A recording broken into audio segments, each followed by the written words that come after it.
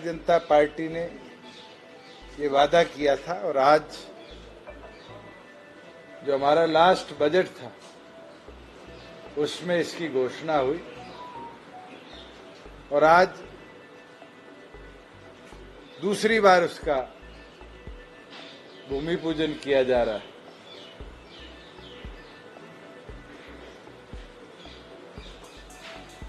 संगठन की जहां बात है,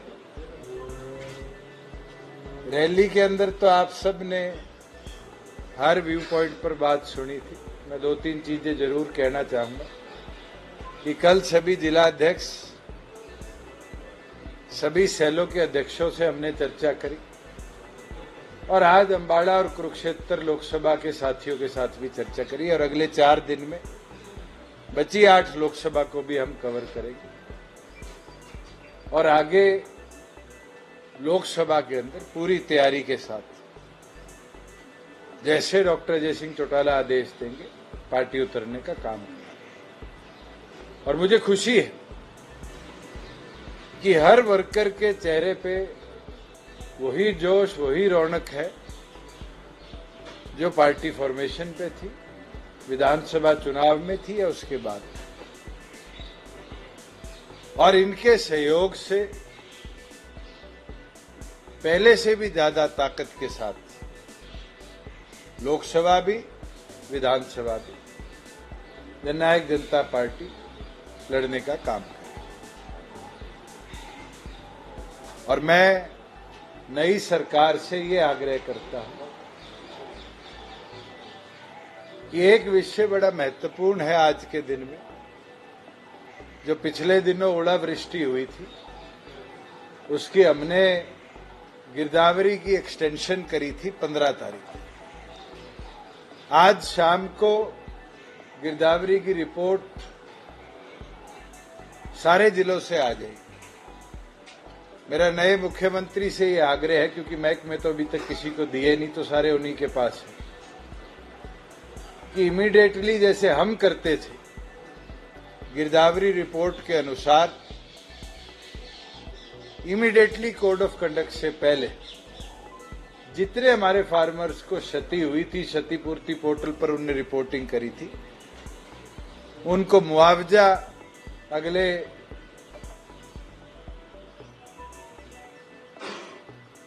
20 घंटों के अंदर अंदर इशू करे, क्योंकि उम्मीद है कि कल 3 बजे इलेक्शन कमीशन की कोई प्रेस कॉन्फ्रेंस की सूचना आई है, कोड ऑफ कंडक्ट लग जाएगा।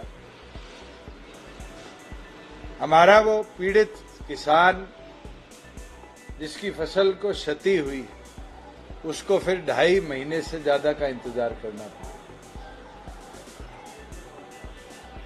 मैं आज ये आग्रह करता हूं सरकार से कि वो तुरंत प्रभाव से जहां जहां ओलावृष्टि के और बारिश के करके फसल को नुकसान हुआ था, उन सभी फार्मर्स को कॉम्पनसेशन मुहैया कराने का काम करें। और ये भी आग्रह करूंगा, जो हमने प्रोजेक्ट्स चलाए थे उनको भी गति के साथ आगे ले जाने का काम करें, उन पे बंदिशें डालने का काम नई सरकार ना करे।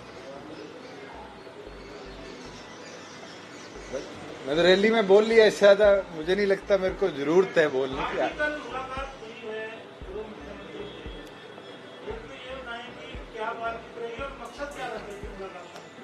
मेरा बड़ा अच्छा अनुभव 4.5 साल का रहा है। हमने कोई इशू हो तो प्रदेश के हित के लिए फैसले लिए, कभी हमारी लड़ाई नहीं हुई। और आज वो भी उस पद पे नहीं है, मैं भी उस पद पे नहीं हूं। उम्र में भी वो मेरे से दुगने हैं, मैं 35 का हूं, वो 70 के। और मेरे घर वालों ने इतने तो शिष्टाचार सिखाए हैं, जब आपसी लड़ाई झगड़े ना हो तो अच्छे तरीके से जरूर धन्यवाद करना चाहिए। और मैं उनका धन्यवाद ही करके आया हूं कि उनने 4.5 साल के अंदर बड़े अच्छे तरीके से इस अलायंस को चलाया था और बड़े अच्छे तरीके से इस अलायंस ने प्रदेश कैसे आगे बढ़े उसके अंदर बहुत निर्णय लिए।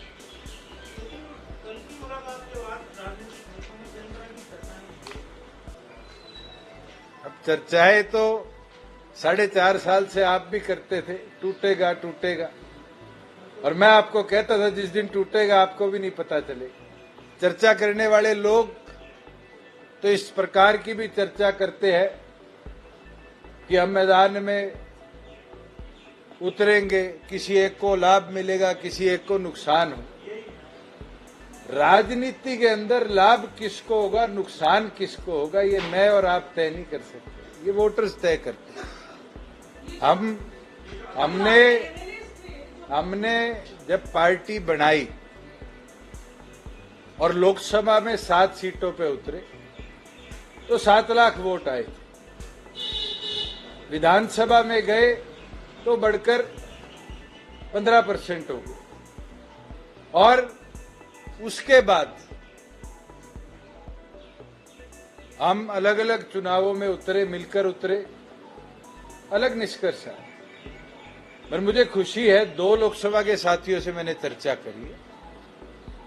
हम इस लोकसभा चुनाव को भी आगामी विधानसभा को मद्देनजर रखते हुए ही चुनाव को लड़ेंगे। अगर हमें हर सीट पे फोकस लड़ना पड़ेगा तो हर सीट पे फोकस लड़ेंगे। 9 विधानसभाओं से 1 लोकसभा हरियाणा की कॉन्स्टिट्यूट होती है। हमारे जो 90 भविष्य के उम्मीदवार, उनकी भूमिकाओं पर लोकसभा का चुनाव लड़ने का काम अभी चर्चा चल रही है। 2 लोकसभा क्षेत्र के साथियों से चर्चा हुई है। बची हुई 8 लोकसभा को हम अगले 4 दिन में कवर करेंगे। उसके बाद पार्टी की पीएसी के आगे हम अपनी रिपोर्ट भी रख देंगे। जो निर्णय संगठन की लीडरशिप का होगा उसके ऊपर काम। 5 एमएलए जो थे वो दिल्ली भी नहीं गए थे और यहाँ भी नहीं आए। क्या कंपेयरिंग से लोग शासन में रहे कि रात को ये राज को होना पड़ा। एक दूसरा जो 25 अक्टूबर आए तो 25 अक्टूबर 2019 को जब दिल्ली में अलायंस स्पीच किया गया था, उस रात को ऐसा क्या हुआ कि 11 तारीख को जब अभी फरवरी की इसका विवरण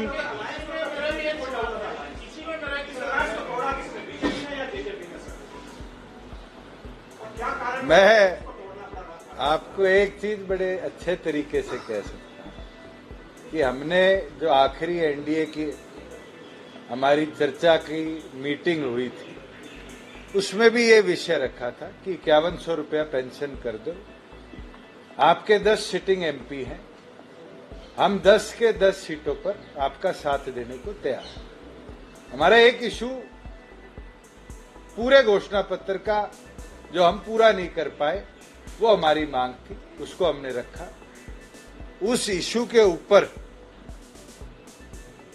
विचार के लिए समय मांगा गया और सुबह मैंने तो इस्तीफा नहीं दिया, क्योंकि सीएम रिजाइन करते हैं तो पूरी कैबिनेट रिजाइन हो जाती। मुख्यमंत्री जी ने रिजाइन किया, बीजेपी की बैठक हुई, सरकार वो पहले भी अकेले बना सकते थे, अब भी बनाई है। उस समय उनको हमारा सहयोग चाहिए था, उनने लिया। आज उनको लगा कि हम अपने दम पर बना सकते हैं, उन्हें बना ली।